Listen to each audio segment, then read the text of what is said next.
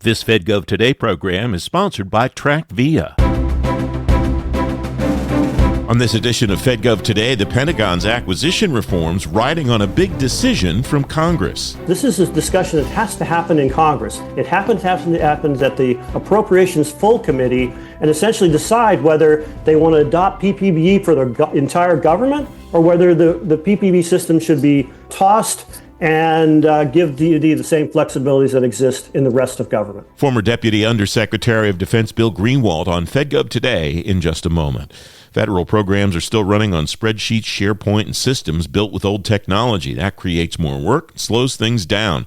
TrackVia Government is a workflow modernization platform that lets agencies and prime partners quickly digitize program delivery, field services, compliance reporting, and operations, delivering secure, audit-ready workflows without lengthy implementations. Modern, mobile, mission-ready. Learn more at trackvia.com/government.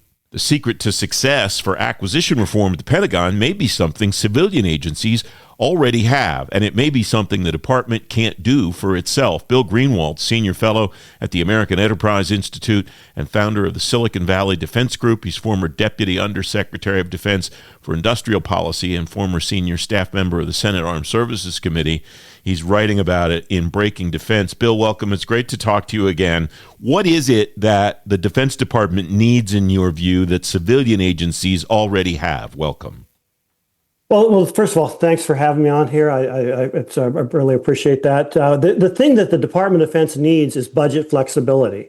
And there's been and it's something they haven't had for decades, the ability to move money into quickly in the year of execution. And what's surprisingly about all this is that while the Department of Defense is so hamstrung in rules and regulations and how they can move money, the civilian agencies have lots of flexibilities that the department frankly needs and could use to actually be able to competitive in the future defense space with China and other adversaries. What's the history of that? How did it happen that DoD doesn't have it and the civilian agencies do have that flexibility?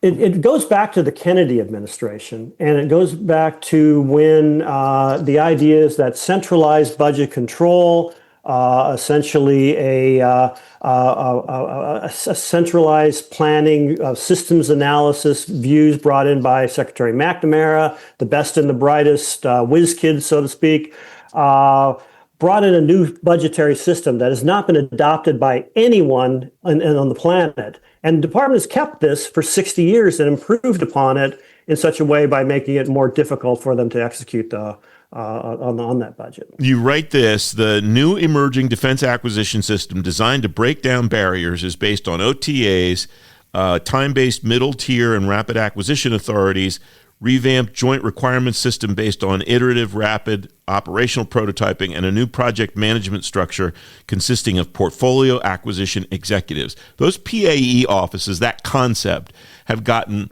really good reviews, I would say, from people like yourself and others who are looking at, from all across the spectrum, philosophically and ideologically, from folks who are really concerned about how to speed up the acquisition process, make it easier for the Pentagon to get things. What's the intersection of the budget flexibility that you're talking about and the new PAE structure and how they could integrate?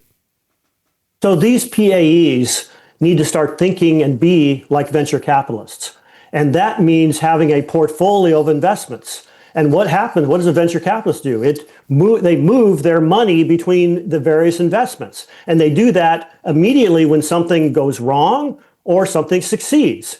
The PAE structure today is not going to be able to do that. The PPBE structure and the appropriations process will keep them from moving money, so therefore they will not be able to replicate what essentially is the way that the United States has innovated in the last 50 years. You write about PPBE in the context of who supports it, and you refer to the Defense Appropriations Subcommittee as the last true believers in PPBE. That's really the barrier, isn't it? It's really up to the members of Congress who have a stake in the fight or who derive power from whatever their stake in the fight is to be willing, quite frankly, to give that up. Isn't that fair to say? Yes, but then again, these are the same appropriations members who are on other subcommittees that give all sorts of flexibilities to the rest of the federal government. So really what this may be is that there are 6 to 12 congressional staffers on those subcommittees that have the power.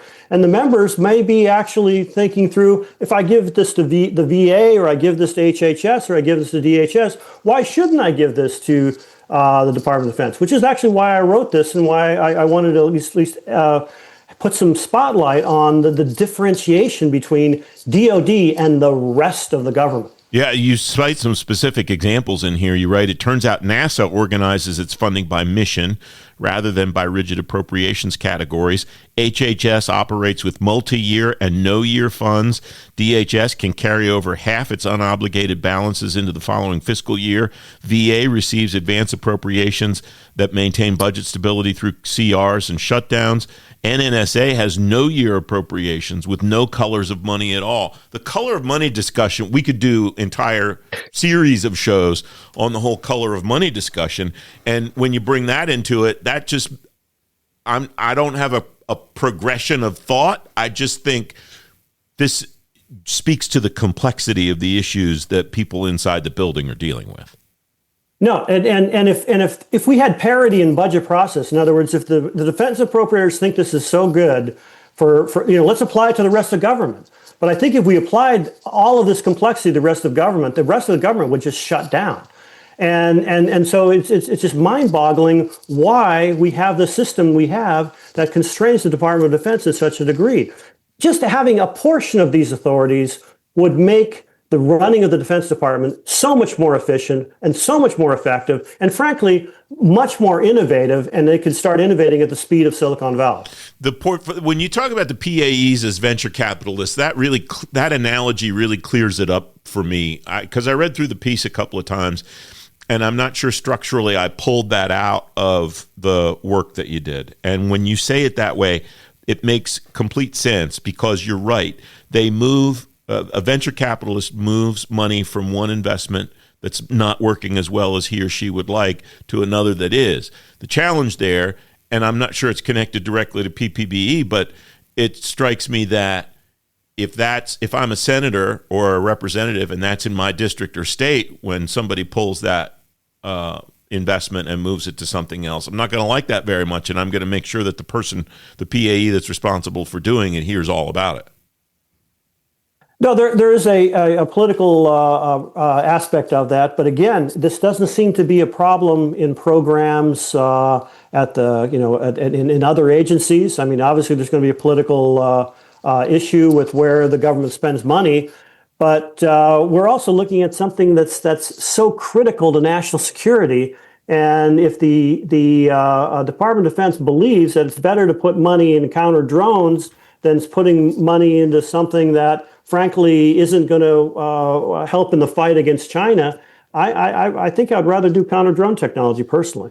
And I think most of the members would probably as well. Well, they would in concept, but if it's not maybe I'm too cynical, but if it's not happening in my state or my district, well, then maybe I kind of like what's going on now.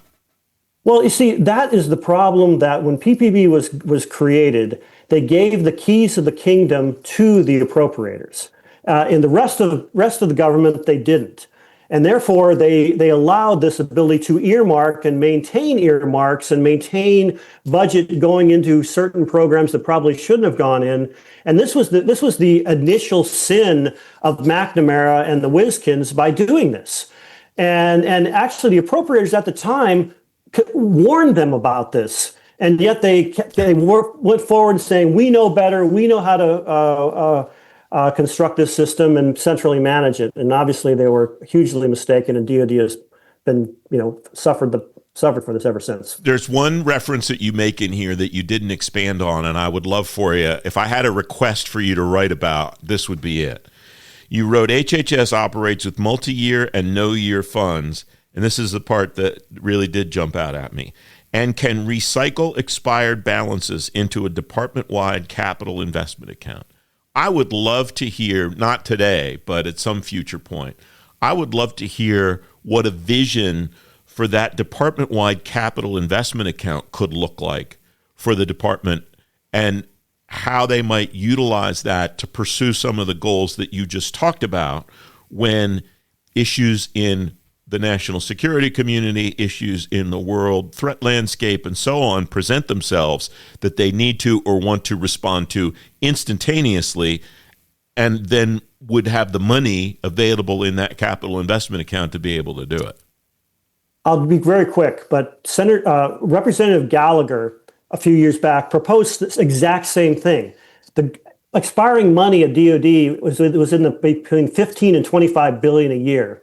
And he proposed in his Fires Act to take those expiring appropriations and move it into munitions. If we'd have done that 5 years ago, we wouldn't be having a problem today with worrying about, a lack of munitions. And who killed that? The Defense Appropriations Subcommittees.